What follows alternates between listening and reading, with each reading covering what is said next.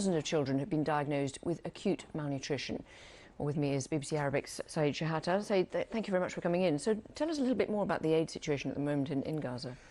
There is a problem of aid delivery. The G7 leaders said yesterday there should be more aid going to Gaza without any obstacles. The World Food Programme said that its warehouses were hit twice in June.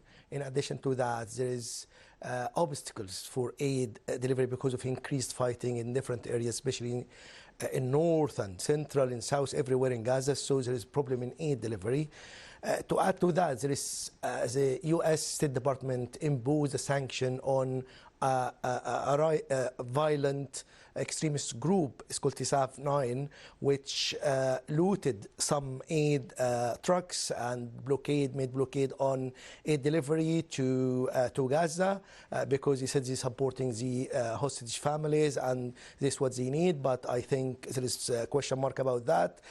In addition to that, there is some interviews with the World Food Programme with some people in Gaza saying they have nothing to eat.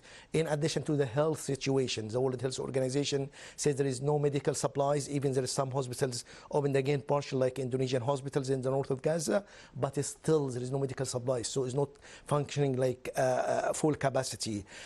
In addition to that, there is even the International Court of Justice called on Israel to allow aid for the needy people in Gaza. So all of that, you know, like showing that there is a problem in delivering aid to people in Gaza, people dying. And there is one report, a child died yesterday because of like hunger, and there is tens of children are facing that. So the hunger looming, there is problems, people dying, people suffering. So there is pressure. And Oxfam in this context said, it's a time to action, not talks, because talks time is over. So now is action time.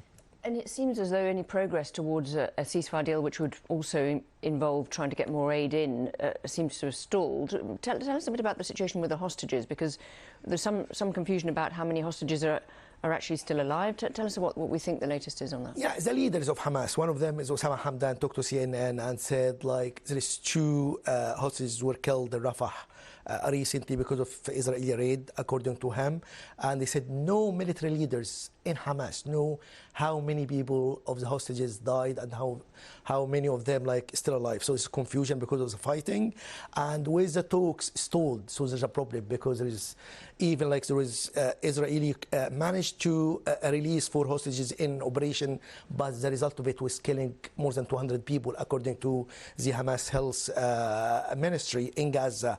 So the hostage situation is dire and is problematic, and the hostage family calling for Mr. Netanyahu to have a deal, but all indicators there is no deal in the foreseeable future because of the fighting going on and Israel refusing to end the war and to concede to Hamas conditions of full withdrawal of Israeli forces from Gaza, in addition to that end of the war, and Israel not willing to do that at this time. And at the moment, we haven't heard the response really properly from Hamas either, have we? On the Hezbollah situation, the border with Lebanon and Israel, the fighting's been going on throughout this period since October the 7th, hasn't it? There's been exchanges of fire in that situation.